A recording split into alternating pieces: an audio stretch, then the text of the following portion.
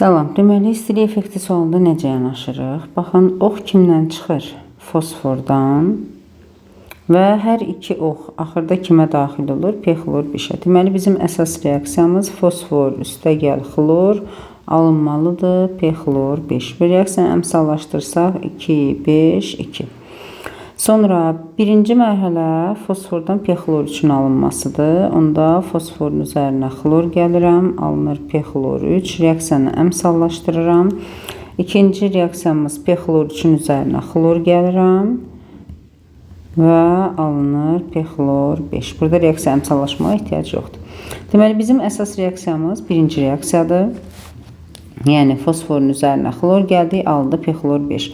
İndi bizə burada nə verib? Baxın, 1 mol fosfordan P-xlor 5 alınan zaman reaksiya istilik effekti, yəni ayrılan istilik deyək, istilik effekt deməyək, Q3'dür. Onda birinci reaksiya üçün burada 2 mol fosfor olduğuna görə istilik effektini 2Q3 yazıram. Sonra fosfordan P-xlor üçün alınması. Q2 olan. Bir dənə fosfor olsaydı Q2 ise burada reaksiyada 2 mol fosfor var və yazıram 2Q2. Və P-xlor 3-dən də P-xlor 5-in alınmasına burada əmsallaşmaya ehtiyac olmayıb. Ona görə elə Q1 olaraqdan da yazıram. Bizə deyir ki, P-xlor 3-ün əmələ gəlmə istiliyi. P-xlor 3-ün əmələ gəlmə istiliyi buradan hesablaya bilərəm. Çünki bəsit maddələrdən əmələ gəlib. Onda reaksiyanın istilik effektini birinci üçün deyirəm. P-xlor 3-ün əmələ gəlmə istiliyi. Yəni olacaq 2Q2 bölünsün 2 eləyir elə Q2. Yəni 1 mol P-xlor 3 əmələ gələndə.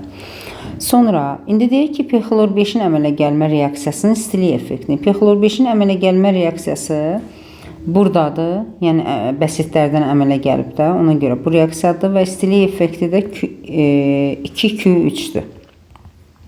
Onda 2Q3 həm də reaksiyanın istilik effekti digərlərinin belə deyək ki, ona qədər olan mərhələlərin cəminə bərabərdir. Onda mən bunu əsas reaksiya kimi götürsəm, bu iki reaksiyanı yuxarıdakı vəziyyətə gətirməliyəm. 2P, elə burada da 2P var, düzdürmü? 3 xlor cəmi 5 olmalıdır. Onda mən aşağıdakı reaksiyanı 2 dəfə artırsam, eynən yuxarıdakı reaksiyanı alıram. 2P xlorlar toplananda oldu 5 xlor və 2P xlor 5. Bunlar da ixtisar gedir. Onda reaksiyanın istilik effekti buna qədər olan mərhələlərin cəminə bərabərdir. Yəni 2Q2 üstəgəl 2Q1. Və buradan nə tapıram? Reaksiyanı hər tərəf 2-yə bölsəm Q3 bərabərdir Q2 üstəgəl Q1. İndi burada Q2-ni biz həm də buradakı düsturla əvəzləyə bilərik. Yəni Q3 çıxılsın Q1 şəklində də yazmaq olar. Ona görə ya Q2 ya da Q2 əvəzinə Q3 çıxılsın Q1. Bunların hər ikisindən istifadə edə bilərik. Yəni variant olaraq ya C ya da D variantı olacaq. P-xlor 3-ün əmələ gəlmə istiliyi olaraq. İndi gəldik istilik effektinə. İstilik effektində isə baxın 2Q3 olduğuna görə buradan 2-ni mötərizə xaricinə çıxardanda Q2 üstəgəl Q1 alırıq. Yəni D variantı tamamilə uyğun gəlir. Ona görə də uyğun cavab D'dir.